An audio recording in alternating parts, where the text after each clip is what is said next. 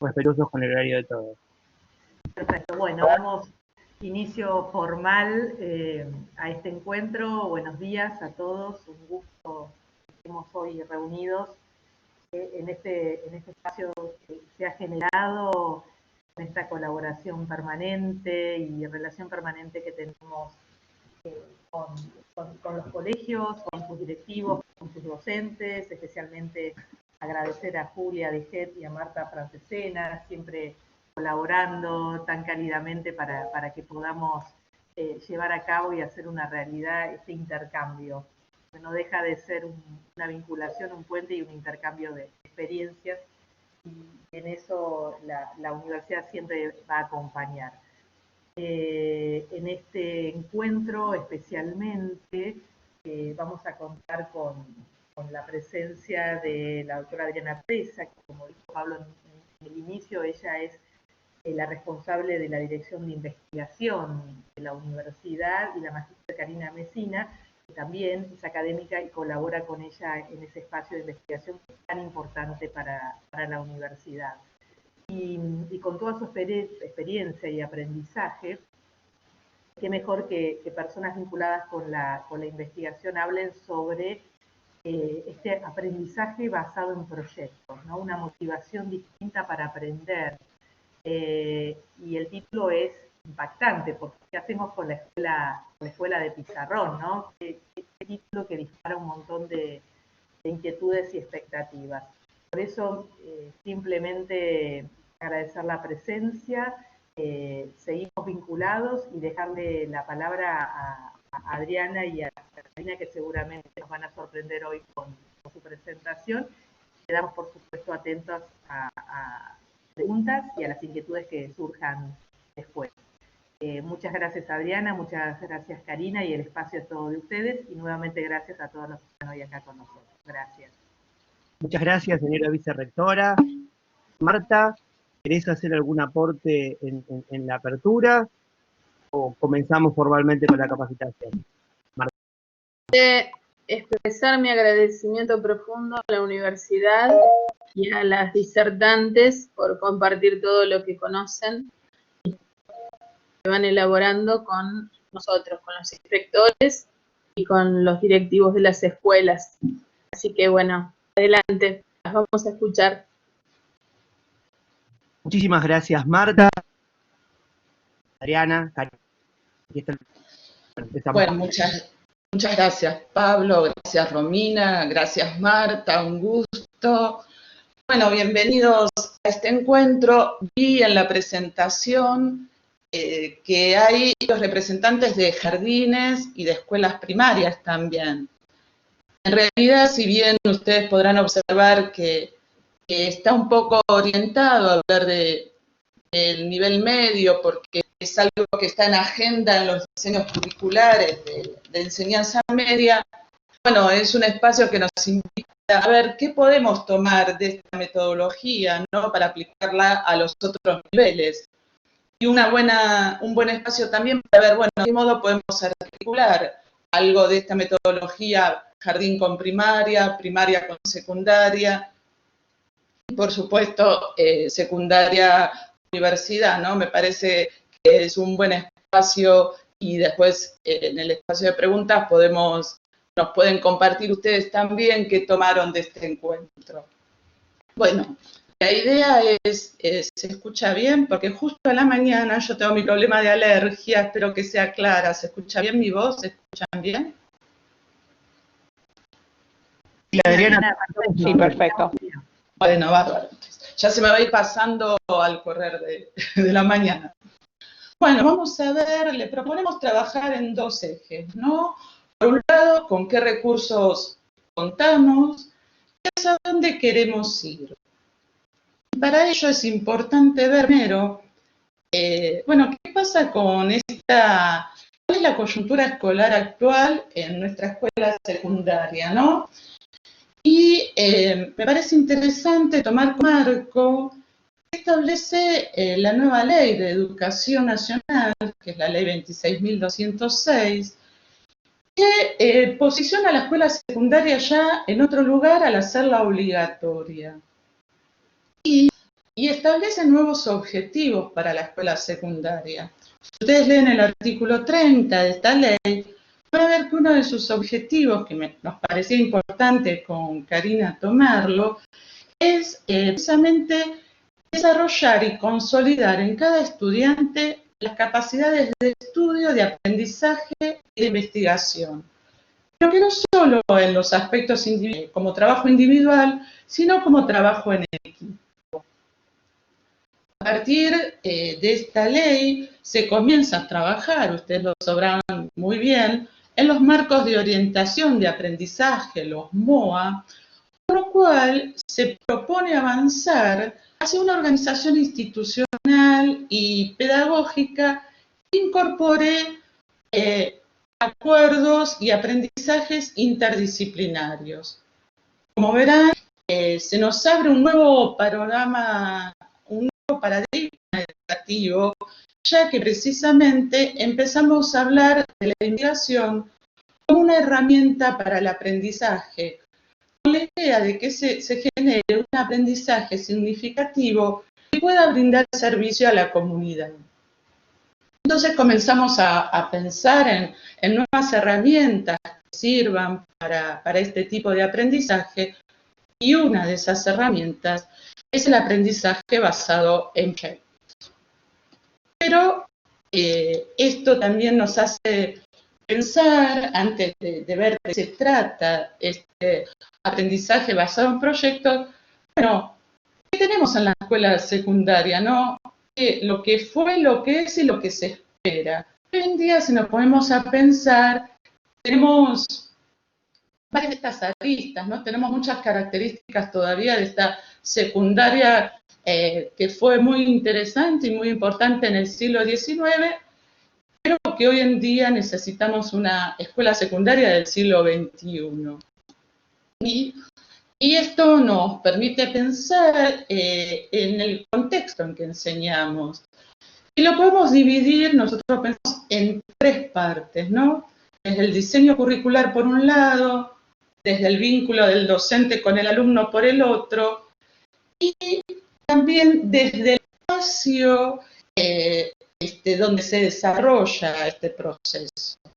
Si vamos a lo que refiere al diseño curricular, vamos a observar que el contenido está fragmentado. Cada docente enseña desde su especialidad, su materia, y se da, por supuesto, que algunas materias producen ciertos vasos de conectividad, pero el alumno recibe visiones parciales de la realidad, ¿no? Vea la realidad desde diferentes enfoques, y todavía subsiste un aprendizaje más basado en la memorización y en la repetición, en una organización graduada de contenidos, y sigue siendo el docente el depositario del saber y el alumno el receptor de ese saber, ¿no? El libro se presentaba como una tecnología mediadora. Si nos ponemos a observar, estos vestigios subsisten todavía en la escuela secundaria y en muchos de nuestros docentes. Y también yo les decía, bueno, podemos ver el nivel medio desde estas miradas, desde el diseño curricular, desde el vínculo docente-alumno, pero también desde el espacio donde se desarrolla, ¿no? Nosotros vemos las aulas están diseñadas para que el docente ocupe el centro del lugar y los alumnos sean los receptores. Por supuesto que muchos docentes aplicamos técnicas grupales y desarmamos el aula, pero el aula sigue cumpliendo con esta forma. Pero ¿qué sucede? La tecnología, la información nos ha sobrepasado al aula. Esto ya el alumno está sobrecargado de información y nos exige a nosotros como docentes empezar a pensar en el desarrollo de otro tipo de competencias. Esto genera un desafío precisamente porque para eso necesitamos diseñar, en lugar de asignaturas, bloques multidisciplinarios, en lugar de contenidos y programas necesitamos diseñar capacidades y competencias. Estas clases meramente expositivas deberían ser reemplazadas para fomentar un aprendizaje más autónomo y el desarrollo de un trabajo en equipo más allá del trabajo individual. Y sobre todo repensar las formas de evaluar, ¿no? En el que el alumno no sea un sujeto pasivo, sino que reflexione a partir de su propio aprendizaje y pueda realizar y pueda participar de procesos de autoevaluación. Y esto que decíamos del espacio áulico, en vez de ser esa aula tradicional, se convierta en una sala de trabajo. Porque realmente nosotros como escuela somos formadores de ciudadanos y de futuros profesionales. Por lo tanto, tenemos un gran desafío en generar un nuevo modo de acompañar a este estudiante, ¿no? A este estudiante que debe desarrollar otras competencias y debe aprender a seleccionar esta terrible cantidad de información que lo sobrepasa y no sobrepasa. Y esta generación de nuevos intercambios hace que en vez de transmitir el conocimiento como depositándolo en el otro, pensemos en recrear situaciones para que el estudiante realice su propio aprendizaje, que le dé sentido a ese aprendizaje, ¿no? En lugar de que se convierta la clase en un espacio de escucha y de reproducción, despertar curiosidad, creatividad, enseñarle a formular preguntas, ¿no? A partir, bueno, de toda esa información, puedo preguntar. También a revisar los errores, a cuál es ese error constructivo, ese error que se produce, y sobre todo, aprender a discutir. Hoy en día, donde nosotros vemos que la mayoría de los programas de televisión están basados en una discusión totalmente liviana, sin fundamento, que genera la pelea, bueno, aprender a debatir, a discutir mediante la utilización de una selección de la información, ¿no? De aprender a validar la información. Y entonces, ¿qué pasa con nosotros? En realidad nos debatimos entre dos paradigmas que coexisten y que tiene que ver precisamente con esto. Con esto de, bueno, de esta transmisión de la información, el docente transmite la información, presenta el problema y lo debe resolver. Pero ¿qué sucede si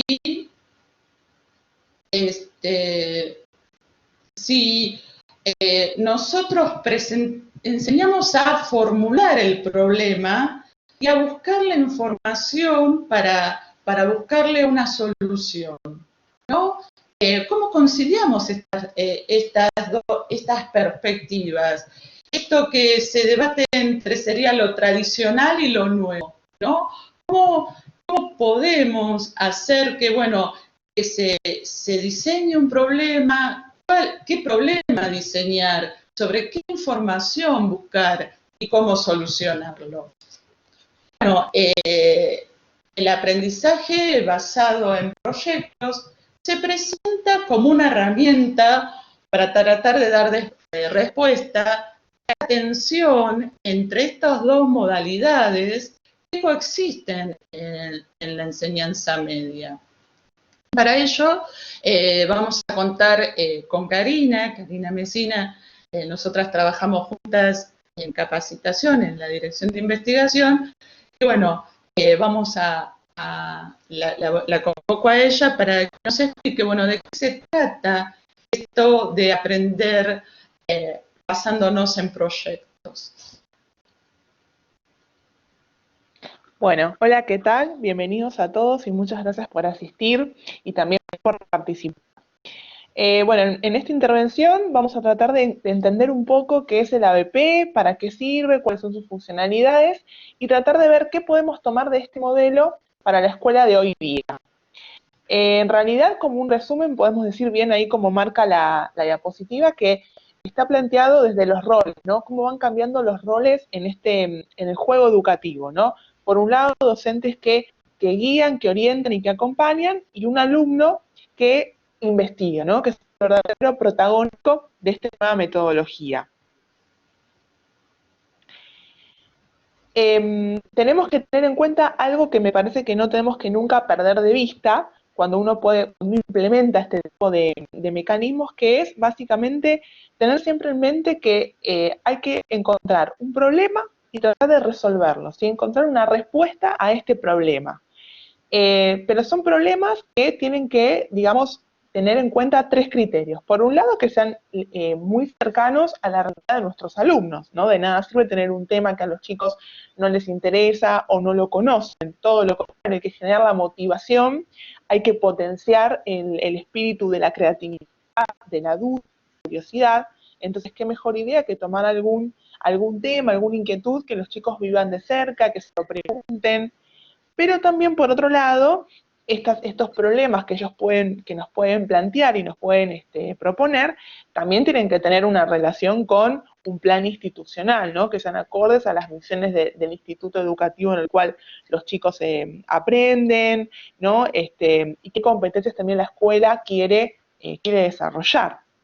Y por otro lado también una cuestión de factibilidad y de viabilidad, ¿no? Que lo que uno pueda, digamos, que el problema sea por un lado resoluble y que las metodologías o las soluciones que uno encuentre puedan aplicarse, ¿no? Es un poco entre lo que uno tiene, lo que uno quiere, ¿no? Y lo posible. Y también la motivación de los chicos, ¿no? Que van a ser verdaderamente los que van a trabajar de lleno en este proyecto.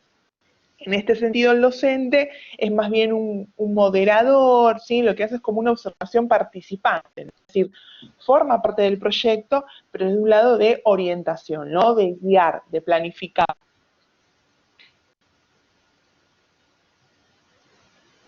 Y en este sentido, siguiendo con la línea de la planificación, nos parece que esto también es otro tema que también uno nunca tiene que perder de vista cuando implementa este tipo de proyectos, que es la planificación. Sí, tener un plan de trabajo. A veces uno quizás piensa, bueno, es un trámite más o una parte más para cumplir. En realidad tiene, digamos que es bastante central a toda esta planificación, ¿no? Uno poder organizar el trabajo en etapas, en tiempos, ¿sí? Poder ser claros en lo que uno quiere hacer en cada momento, ayuda también a que el proyecto pueda llevarse a cabo, ¿no? Que no quede solamente como, bueno, completar una planilla, completar una rúbrica, sino que tenga un sentido práctico también, ¿no? Y sobre todo, en cada momento, en cada etapa, también plantear qué es lo que uno quiere evaluar. No solo por el docente, que en realidad también lo ayuda, ¿no? a poder organizar el trabajo durante todo un año y tener diferentes momentos para poder evaluar, sino también los propios alumnos, ¿no? Que en realidad ya ellos pueden, por un lado, saber cómo organizarse, cómo planificarse, y por otro lado saber también qué es lo que los docentes esperan de ellos, ¿vale? Qué es lo que los docentes buscan que los chicos desarrollen. Entonces me parece que la claridad en este sentido es bastante central, ¿sí? Poder explicar cada etapa, cada proceso también ayuda a que en algún punto se puedan cumplir. Y en este sentido también queríamos agregar el tema de la tecnología, ¿no? Hoy está muy de moda esto de las TICs, de la tecnología 3.0, lo cual es muy interesante y realmente son herramientas muy útiles para poder implementar. Pero también tenemos que tener en cuenta que en realidad no son un fin, no son el objetivo del aprendizaje, sino un medio, un canal para llegar a nuestro objetivo verdadero, que es que los chicos puedan resolver un problema de la realidad, ¿sí? Entonces, hay que aprovecharnos de estas herramientas que nos ofrecen, por ejemplo, algún programa informático como los tradicionales, ¿no? Las planillas de cálculo, los procesadores de textos, pero también hablar a otro tipo de, tal vez, de programas educativos que son gratis, que son de software libre, que se pueden bajar sin ningún tipo de problema, manejar información compartida en la nube, ¿no? Tratar de apelar a diferentes herramientas, pero tomarlos como lo que son, herramientas para un fin superior.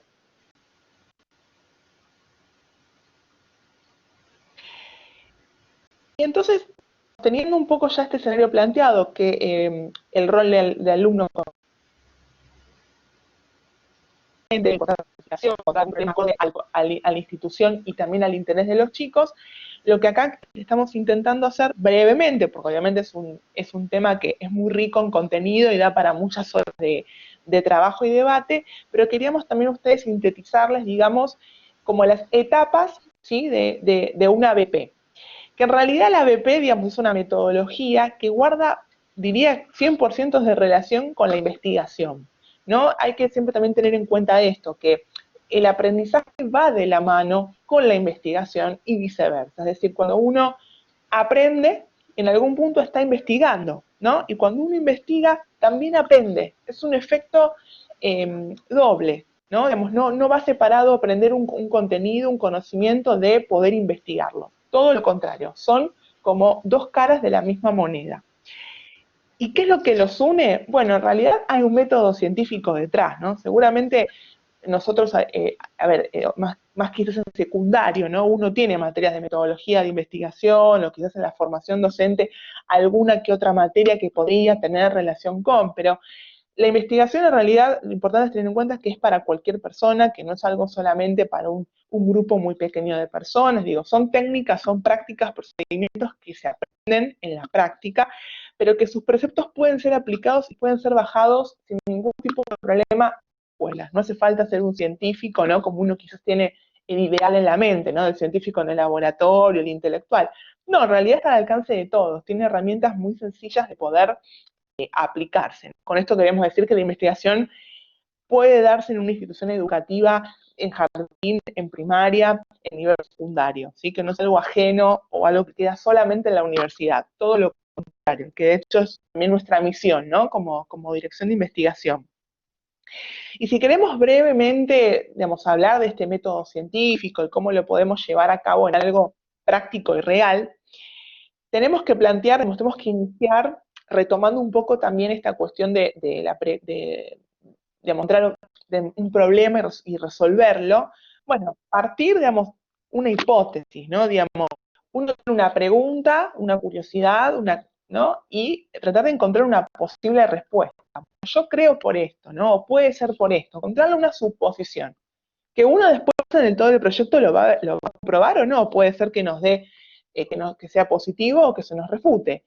Pero el ejercicio de preguntarse, ¿no? Y de encontrar una posible solución con todos, ¿no? Con toda la comunidad de aprendizaje, los docentes y los chicos sobre todo, ¿no? Preguntarles a los chicos, bueno, ¿cómo lo resolverían? ¿Qué harían? ¿A qué se puede deber tal fenómeno? Que los chicos se cuestionen, se debatan, ¿no? Que ese es el eje un poco de toda investigación, tener preguntas, tener una curiosidad, tener dudas, ¿no? Eso es lo que motiva que uno vaya aprendiendo.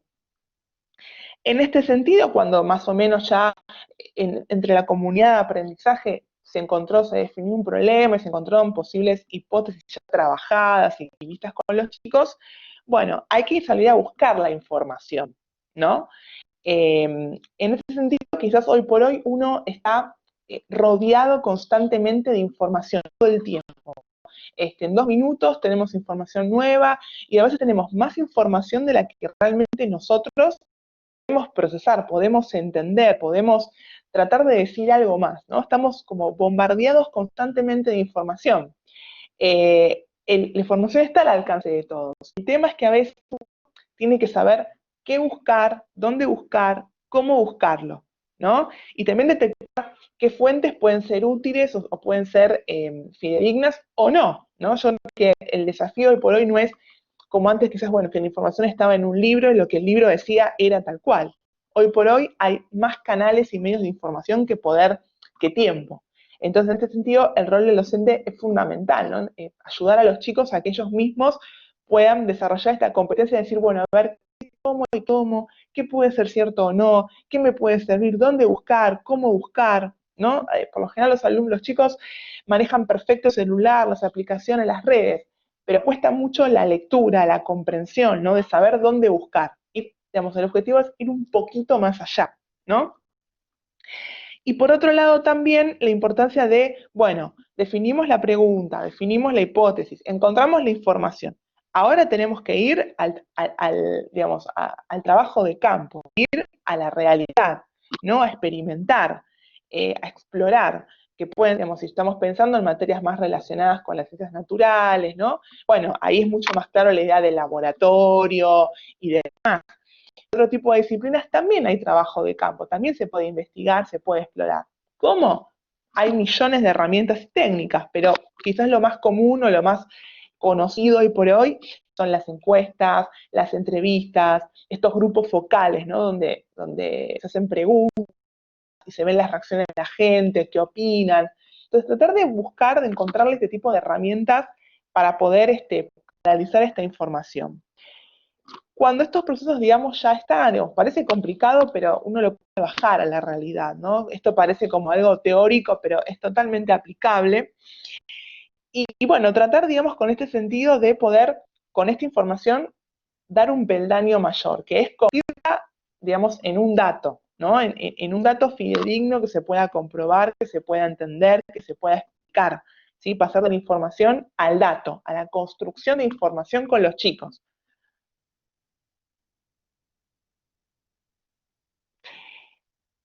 Y luego, digamos, de contar ya con este trabajo de campo, con tener información más o menos ya ordenada, organizada, en este sentido, tengan en cuenta que hay un montón de herramientas informáticas que nos van a recopilar la información, ¿no? A poder armar una base de datos, armar planillas. Llega el momento un poco quizás más creativo, ¿no? De la ABP en el sentido que hay que producir el contenido, hay que armar una presentación, que no es solo, bueno, armar un afiche, armar un PowerPoint, en realidad hay muchas cosas más allá de eso. ¿Por qué? Porque los chicos aprenden también a organizar la información, a consensuar con los compañeros, ¿no? ¿Qué va, qué decimos, qué no decimos, cómo lo decimos, ¿no? A tomar decisiones, sobre todo, más allá de poder ordenar un contenido, ¿no? Sino apropiárselo también. Y tener resultados que sean aplicables. Y en una segunda ya última instancia, anteúltima instancia diría yo, bueno, tenemos el contenido, ahora hay que darle un impacto, digamos. Hay que tratar de resolver verdaderamente este problema que nos planteamos. Y hay que ponerlo en práctica, ¿no? Entonces, digamos, poner una respuesta entre todos y tratar de sacar el proyecto por fuera del colegio, ¿no? Habíamos visto antes que el saber estaba en las aulas entre cuatro paredes con el pizarrón de fondo.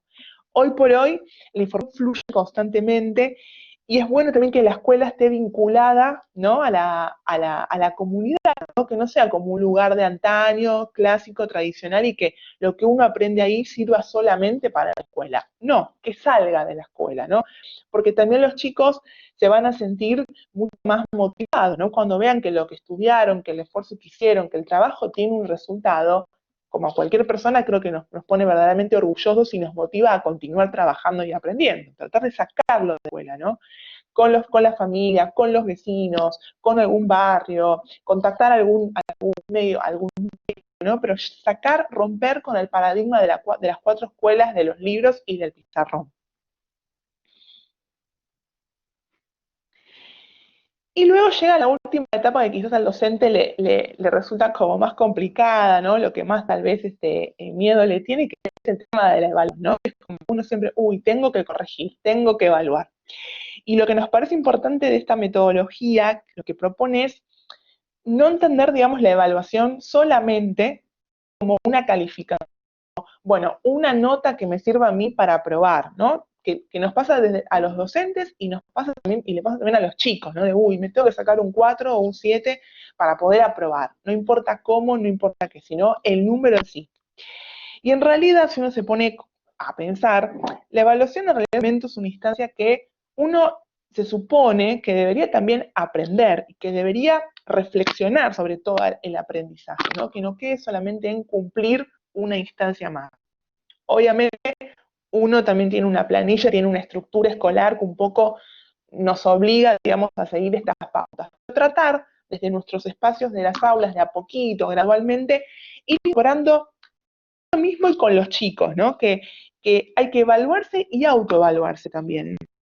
Tratar de pensar, bueno, en cada etapa cómo fue, qué resultó, qué no resultó, tener una mirada un poco más retrospectiva, ¿no? Tener un análisis conjunto de todas las partes.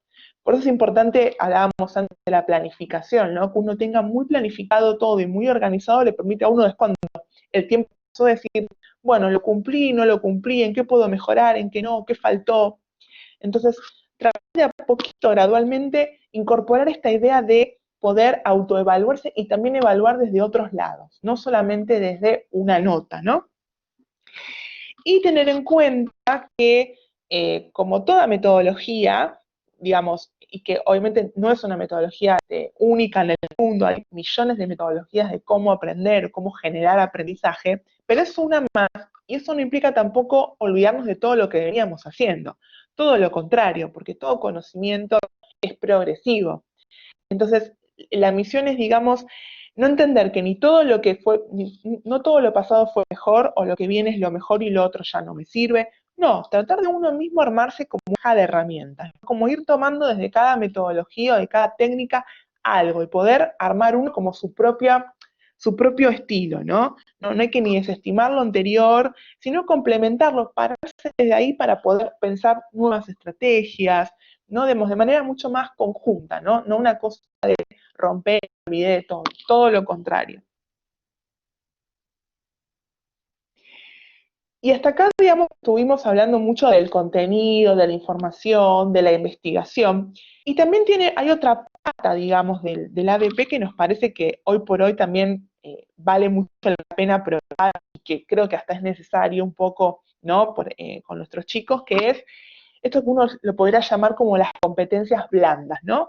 Que son desarrollar, digamos, más la cuestión desde la personalidad, cómo los chicos se ven a sí mismos, cómo comunicar, trabajar en equipo, la participación, darle un rol a las familias, construirse uno mismo, cooperar, ¿no? Competencias que tal vez uno en una escuela, digamos, tradicionalmente uno quizás no le presta tanto atención, pero que también hacen a tener estudiantes que a futuro van a ser buenos profesionales, buenos ciudadanos, ¿no? Como desarrollar este espíritu colectivo y de construcción, ¿no? Que el chico realmente haga un crecimiento, no solo en aprendizaje, sino en competencias personales, ¿no? Que sea otra persona, que sea un futuro, un buen ciudadano, ¿no? Que tenga un espíritu crítico, creativo, que sepa valorar a los otros, que pueda aprender a negociar, a comunicarse, ¿no? Desarrollar otro tipo de vínculos también, ¿no? Más allá de lo tradicionalmente que uno pueda llegar a entender, ¿no? Y creo que la ABP en este sentido nos proporciona estas herramientas, ¿no? En las mismas actividades mismas, ¿no? Nos propone todo el tiempo ir tras ello. Y nos pareció también como para un poco cerrar qué es el ABP, bueno, porque si uno queda muy en la teoría, en el libro, y dice, bueno, pero ¿cómo puedo bajar esto a mi escuela, no? Yo imagino ustedes pensando, bueno, ¿qué hago con esta escuela? ¿Qué hago con estos chicos? ¿O cómo lo organizo? Entonces nos pareció muy oportuno mostrarles ejemplos bien concretos, bien chiquitos de aplicaciones de esta metodología, ¿no? A veces uno tiende a pensar que hace falta, bueno, tener todos los recursos, la mejor computadora, las mejores herramientas, y a veces con lo más cotidiano y lo más sencillo uno puede hacer grandes cosas, ¿no? Tratar de salir del libro e ir a lo llano, pero que es posible, digamos, que no es algo que uno tenga que estar en Harvard, ¿no? Para hacerlo, para nada, porque lo importante es la creatividad. Entonces, en este sentido, nosotros les vamos a traer dos casos, ¿no? Solamente como ejemplo que ustedes pueden consultar, están online. Después vamos a dejarles el link en el chat. Es del portal Educar, que es un portal del Ministerio de Educación, que ya tiene varios años, y que, bueno, a veces suelen, no sé si ustedes lo consultan o lo conocen, pero suelen subir cosas muy interesantes, testimonios, actividades, cosas didácticas. La verdad que es un buen canal de herramientas, ¿no? Y nos pareció este caso bastante interesante para traer acá en el encuentro sobre una docente de Tierra del Fuego que tenía como un problema que supongo bueno, que a varios nos debe pasar, ¿no? Yo soy más de las ciencias sociales, pero cualquier docente del área de naturales, ¿no? ¿Cómo hacer ciencia con los chicos? ¿Cómo llamarles la atención, ¿no? Que les guste, que por lo general la matemática, la química, la física no suele gustar mucho, ¿no? Salvo algún otro caso es como que cuesta mucho que los chicos, ¿no? Porque quizás le tienen miedo, no la entienden, en fin. Entonces, la docente, frente a este gran desafío que tenía, se le ocurrió, como a los chicos les gustaba mucho el arte, o materias relacionadas con la literatura, con el arte, armar una tabla periódica de elementos, ¿vieron la tabla de química? Pero de manera creativa, es decir, salir un poco de enseñar química de manera tradicional, con la tabla periódica, ¿no? E incorporar, digamos, a otras materias. Entonces se le ocurrió, por ejemplo, trabajar con las áreas de arte, de educación artística, de lengua, y tratar de encontrar, por ejemplo, hacer rimas o hacer poemas para cada elemento, ¿no? Armar un fotomontaje para poder como ilustrar, diseñar el estilo, ¿no? de cada parte de la tabla periódica, ¿no? Y también invitar a otros docentes, ¿no? Que también es un desafío porque uno como profesor está como muy encerrado en lo que uno estudió, ¿no? Uno es como dice, no, yo doy química y doy química, el resto no sé. Y no, el desafío también, no solo para los chicos, sino para nosotros que venimos formados de esta manera por nuestra formación docente, romper con eso, ¿no? Y bueno, y hablar con otros profesores, mirá, quiero hacer esto, ¿qué se te ocurre? A ver, ¿por qué no lo pensamos conjuntamente? Bueno, esta docente se le ocurrió hacer esto. Y la realidad es que le salió muy bien, gustó mucho, porque de hecho el proyecto, ella en el video lo cuenta con mucho más detalle que yo, pero salió de la escuela y terminó siendo modelo nacional, y creo que también ganó algún premio en ese sentido. Y por un lado, digamos, funcionó porque los chicos verdaderamente aprendieron de química y más allá, porque aprendieron, ¿no? Mucho más en esto de encontrar una rima, un poema, una ilustración. Y el docente también ella misma dice que me parece muy interesante que aprendió a negociar, ¿no? Aprendió a consensuar, a sentarse con los alumnos y bueno, esto sí, esto no. Los otros docentes, a escuchar, a colaborar, ¿no? Salió un poco de ese rol más de yo tengo el conocimiento, o sea, empezó como a salir de las paredes, ¿no? Y hablar con otros profesores. Y los chicos les gustó porque aparte terminaron explicando su proyecto en medios de comunicación, fueron como consultados también por las comunidades, obtuvieron un premio. Entonces, el ver que el proyecto dejó una huella y que fue un ejemplo, también a ellos, digamos, les infló el pecho, ¿no? Se dieron cuenta que no solo habían aprendido, sino que habían hecho algo más, habían aportes, se sintieron protagonistas. Entonces, nos parece que es una buena idea. Fíjense con algo tan sencillo como una tabla periódica de elementos, ¿no? Con algo más, lo más clásico que uno pueda llegar a pensar en química, lo mucho que pudo hacer esta docente. Y otro ejemplo también, que quizás este se pueda aplicar mucho más para primaria o para jardín también, ¿por qué no? La idea de una huerta, ¿no? Este también es otro caso que está, no en el portal Educar, pero ya tiene unos años, pero un programa que se da en Canal 7 que era sobre, bueno, sobre educación, ¿no? Y siempre traían, entrevistaban docentes, gente del área de educación, y tiene un segmento que iban a las escuelas, ¿no? Y hay un capítulo muy interesante que también ahí está el link, que lo podemos compartir, que es el tema de, eh, digamos, de armar una huerta, ¿no? De poder aplicar el ABP. Y en este sentido, la idea de la misma directora cuenta en este proyecto que tenían que encontrar alguna manera de involucrar a los chicos con las familias, ¿no? Y se les ocurrió armar una huerta, pero con cosas, digamos, no armar una huerta en un sentido top, digamos, no, utilizar elementos reciclados, aprovechar la poda de los árboles del barrio, buscar cosas que cualquier persona podría tener fácil acceso, ¿no? Cualquier familia podría encontrar, tubos de PVC, y armar una especie de huerta para generar un impacto en la comunidad, perdón. En este sentido, lo que hicieron fue, acá también es importante lo que hablábamos de los recursos, ¿no? Era una escuela, si ustedes ven el video, muy chiquita, no es que tenían un patio gigante, un jardín, no, lo hicieron como en el patio del colegio, en la entrada al colegio, aprovechar como pequeños espacios para poder hacer los cultivos, ¿no?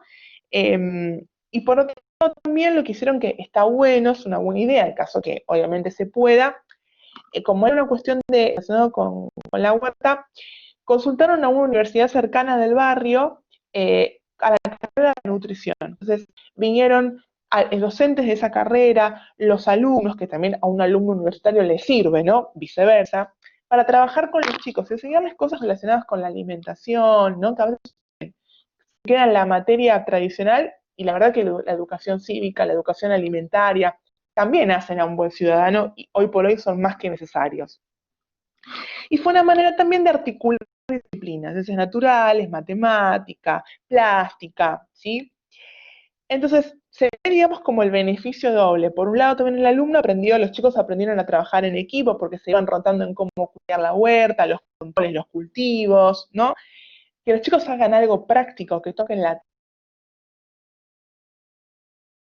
encerrado en la computadora, ¿no? En una realidad paralela. No, toquen la tierra, las plantas, aprendan, ¿no? Esto que tal vez no es muy común hoy por hoy.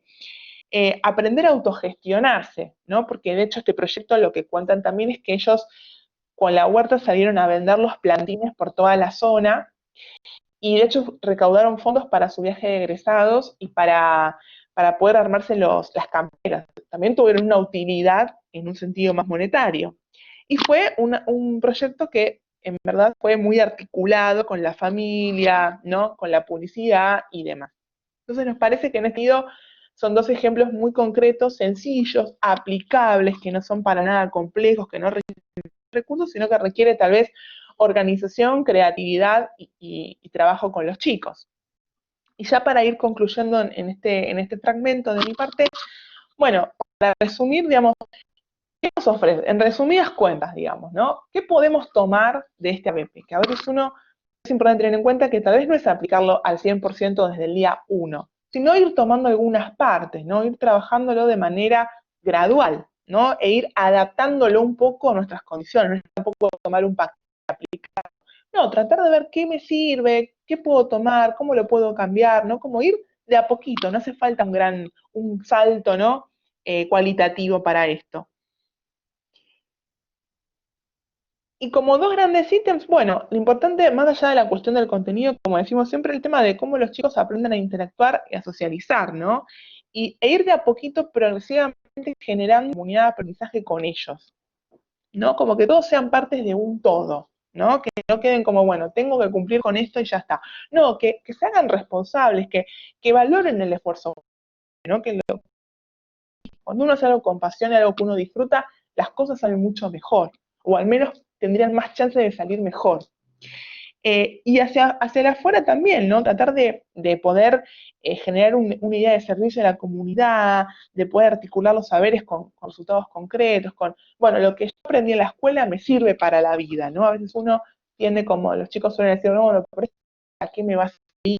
No, justamente, que lo que se dé en la escuela sirva, ¿no? Y que lo que esté afuera también pueda entrar a la escuela y ser discutido y ser debatido. Y por otro lado, la importancia también, como decía antes, de las TICs, ¿sí? De poder pensar, organizar, buscar información, aprender a comunicar, a presentar, ¿sí? Así que bueno, digamos, yo esta terminaría como mi parte, pero bueno, continuamos con la presentación en cuanto a las potencialidades y los desafíos. Bueno, gracias, Cari. Como ustedes habrán podido observar, la investigación es el núcleo, ¿no?, del aprendizaje basado en proyectos. ¿Cuáles son las potencialidades? Sobre todo es precisamente la actualización de una cultura escolar, porque genera un aprendizaje activo, desarrolla el pensamiento crítico, permite la resolución de problemas, genera otras formas de comunicación, genera esto que hay una vinculación entre los contenidos y las competencias, y a su vez genera también un efecto en la comunidad, ¿no? Es visible. Ustedes vieron los ejemplos que señalábamos recién, que tienen que ver, bueno, qué efectos produce en la comunidad. Le permite al estudiante acercarse a la realidad, ¿no? Y eso lo hace protagonista también. Por otro lado, aquí vienen los desafíos, ¿no? Yo veía así algunos aportes que iban haciendo los colegas y bueno, después vamos a generar ese espacio, pero primero y sobre todo importante, el gran desafío es que necesitamos docentes y directivos comprometidos a realizar innovaciones, ¿no? Entusiasmados con esta propuesta y sobre todo tener ganas de aprender a enseñar por proyectos. Eso me parece que es el gran desafío, ¿no? De realizar, a mí me gusta, hay un texto muy lindo de Graciela Frigerio que habla de alterar los saberes, ¿no? Y en este sentido me parece como interesante alterar los saberes para generar nuevas configuraciones didácticas, ¿no? Que permitan precisamente abordar estos nuevos aprendizajes, este nuevo modo de enseñar y de aprender. Por otro lado, lo que necesitamos también es reflexionar acerca de los tiempos institucionales, porque hay algo fundamental que necesitamos, el eje de todo esto. Ustedes vieron que lo más importante de todo es planificar, ¿no? Nosotros tenemos que tener tiempo para planificar, para ver bien, bueno, sobre qué proyectos vamos a trabajar, qué contenidos vamos a priorizar, y bueno, a empezar con ser pocos ambiciosos en este sentido, de empezar con un pequeño proyecto, con una especie de piloto para poder ir ajustándolo y nosotros también aprender sobre eso, ¿no? Y a mí me parece muy importante también no perder el contacto con la comunidad, ¿no? Preguntarle a la comunidad, bueno, a ver, ¿de qué modo podemos intervenir desde la escuela a esta comunidad, ¿no? ¿Qué aportes podemos diseñar? Y por otro lado, que tiene que ver acá con la pregunta que están haciendo, es definir prioridades, qué es importante y qué es lo secundario. Bueno, ¿qué contenidos queremos abordar desde este modo de aprendizaje? No tienen que ser todos, podemos hacer esto que yo les decía, bueno, planifiquemos. ¿Qué materias podríamos jugar para hacer un enfoque interdisciplinario, ¿no? ¿Qué etapa vamos a definir? ¿Qué elementos contamos, ¿no? Este tema de la adaptabilidad. ¿Cuáles son posibles? Fijarnos plazos, fijarnos un proyecto a corto plazo, esto que yo les decía que actúe como monitoreo, algo a mediano plazo y algo a largo plazo, ¿no? Que aceptar ese desafío, consultar con los diferentes actores, con los directivos, con los maestros, con nuestras autoridades, dialogar con el proyecto institucional. Bueno, ¿qué nos dice nuestro proyecto institucional? ¿Cómo abordarlo? ¿Cómo modificarlo? Y también no solo y generar este tema del autoaprendizaje, ¿no? Que por ahí había una pregunta del tema de la comprensión y la interpretación y que me parece que juega mucho, bueno, no aprendemos solo, ¿no es cierto? Tenemos que enseñar a aprender también. Y por otro lado, algo muy importante es reflexionar nosotros sobre nuestras propias prácticas y decir, bueno, ¿en qué necesitamos capacitarnos? ¿No? Son diferentes etapas, como habrán podido observar, lo que decía Karina, las que integran el proceso de investigación. A lo mejor necesitamos ajustar alguna etapa para nosotros, para capacitarnos, para poder implementar. Bueno, también estar abiertos a eso y sobre todo a las diferentes formas de las cuales se puede evaluar un proyecto, ¿no? La evaluación es un tema que nos atraviesa todas las instituciones y hay nuevos modos de plantear la evaluación, en la que tampoco el alumno está fuera, ¿no? El alumno es parte muy importante.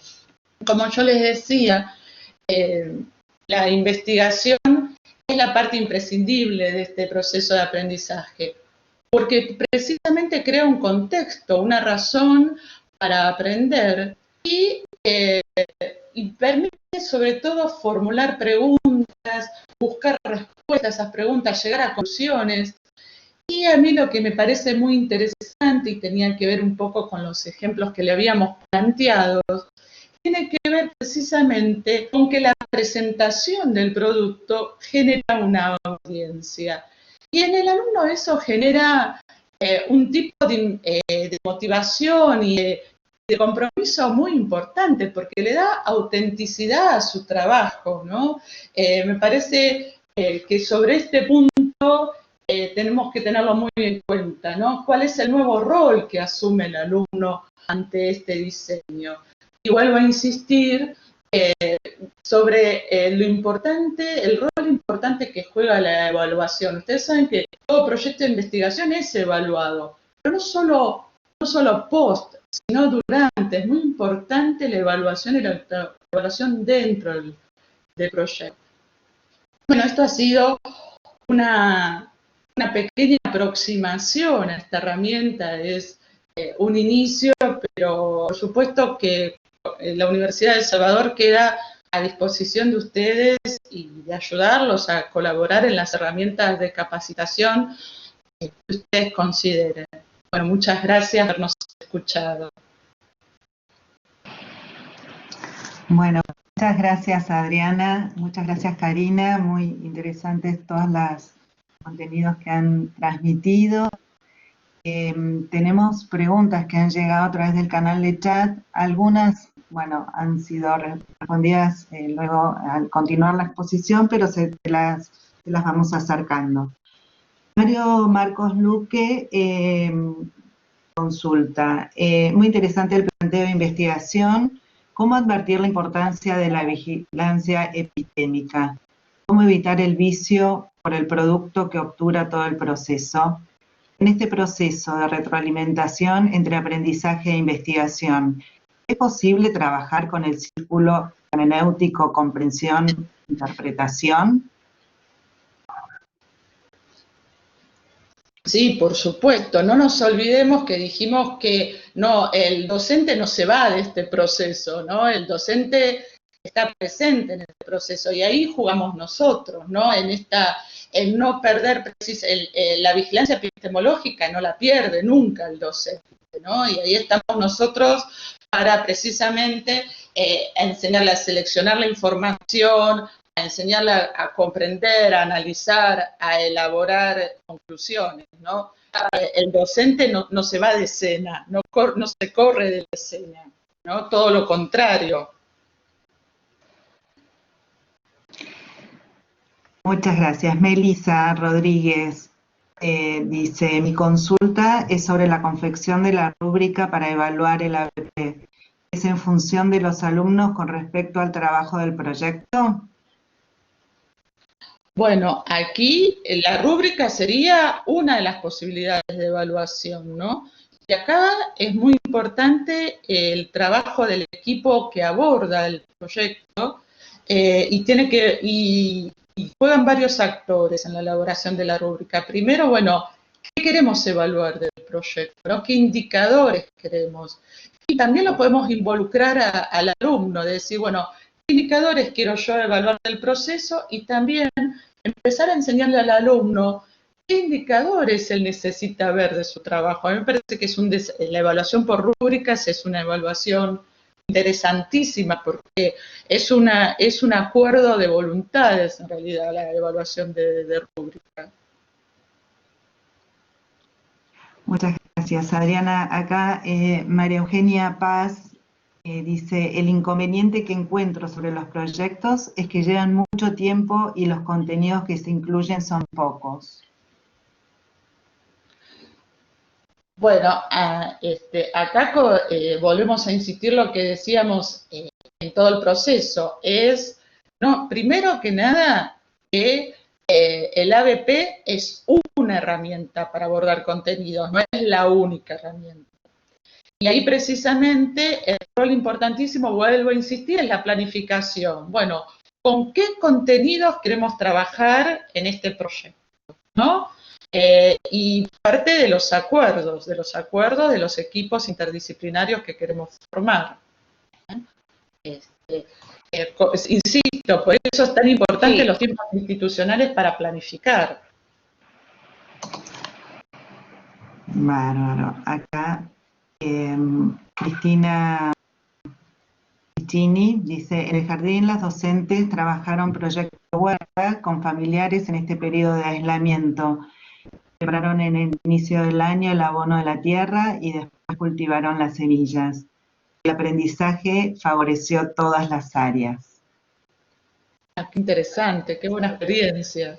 Bueno, esto que yo les decía, si bien nosotros lo abordamos en un contexto de enseñanza media, pero tranquilamente se puede aplicar a los otros niveles desde ya.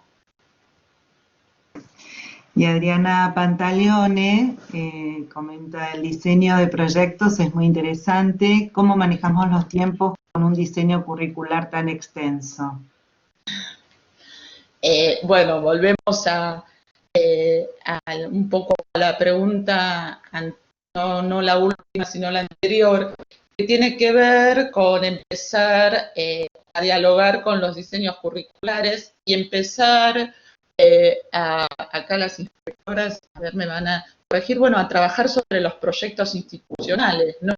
Es decir, bueno, dentro del diseño curricular, ¿qué contenidos podemos empezar con esos contenidos, cómo formar bloques interdisciplinarios, ¿no? Y empezar a seleccionar cuáles son los contenidos que atraviesan a varias materias, ¿no? Empezar a tener otra intervención, ¿no? Bárbaro. Y Gabriel Martón dice: el aprendizaje basado en proyectos presentados es adaptable al nivel primario. Los niños son capaces de autoevaluarse y hacer metacognición. Por supuesto, claro que sí. Sí, sí, totalmente de acuerdo, sí, sí. Y María Belén Bellarrosi dice: ¿cómo se plantearían los roles en el contexto actual de virtualidad? Última pregunta. Es el gran desafío, pero no es, por supuesto que no es imposible desde ya de hacerlo, porque una vez que uno tiene esto que hacemos en la presencialidad, se puede hacer tranquilamente en la virtualidad, incluso la exposición del producto. Vuelvo a insistir, lo más importante para que una BP sea exitoso es que sea bien planificado. Y empecemos con algo pequeño, mi consejo es eso, y la virtualidad y la presencialidad es el contexto en el que se desarrolla este proceso, nada más. Bueno, muchas gracias Adriana, muchas gracias Karina. Si les parece, ya damos por finalizadas las preguntas, porque el tiempo ya está cumplido. No sé, doctora Cavalli, Pablo, si quieren hacer algún comentario. Mariana, muchísimas gracias. Bueno, primero y principal, Adriana, Karina, plenamente agradecidos. A ver, hoy pusieron en la mesa de la conversación un tema que los que estamos en educación sabemos la prioridad que tiene, que creemos que es muy interesante pensarlo en todos los niveles. Fue altamente productivo realmente escucharlas. Y yo siempre cuando paso por estos procesos, lo digo como profesor de historia, ¿no? Digo, ¿cuántas posibilidades grandes tenemos en materia de enseñanza y educación y qué escenarios complejos e interesantes tenemos por delante? Así que, lo primero es agradecerles. Segundo, agradecer a todos los presentes, a cada uno de los directivos, de los docentes, de los miembros de los equipos de orientaciones escolares que nos acompañaron en la jornada, dedicaron una hora de su mañana a capacitarse y creemos que este es el camino y el canal. Y por supuesto a las inspectoras que nos han brindado el espacio a lo largo de todo este año, en estas distintas capacitaciones que hemos hecho y que creemos que es el camino a seguir en conjunto. De nuestra parte y desde la Secretaría de Promoción e Ingreso, entendemos que este es el camino de articulación. Doctora Cavalli, no sé si usted quiere decir alguna palabra más adicional. Sí, ¿qué tal? Bueno, la verdad que muy interesante y muy agradecida por la participación de Adriana y Karina y por supuesto las preguntas también muy dirigidas a aprender un poco más de la investigación como parte del aprendizaje, ¿no? Así que muchas gracias a todos por participar y por tomarse ese tiempo. Muchas gracias, señora vicerrectora. Marta, Julia, ¿quieren hacer una semblanza final ya que vamos terminando nuestro ciclo. Y simplemente agradecerles, la verdad es riquísima la variedad de propuestas que realizan y creo que cada docente puede capitalizarla. Así que bueno, los invito a seguir trabajando y a seguir pensando en esta línea que me parece sumamente productiva. Juli, si querés te cedo la palabra. Bueno, buenos días. Y yo quería agradecer a las expositoras, a la universidad y agradecer el tiempo que dedica cada uno de los docentes que están presentes para capacitarse, para seguir aprendiendo e innovando y para poder transmitir a sus compañeros también dentro de las escuelas nuevas propuestas de enseñanza y de aprendizaje. Así que muchas gracias a todos. Bueno, con todo esto, Adriana, Karina, agradecidos por tu tiempo y bueno, y cerramos la jornada. Que tengan muy buena mañana para todos. Gracias. Bueno, muchas gracias. Buenos días. Buenos Muchas días. gracias. Muchas gracias. Muchísimas gracias.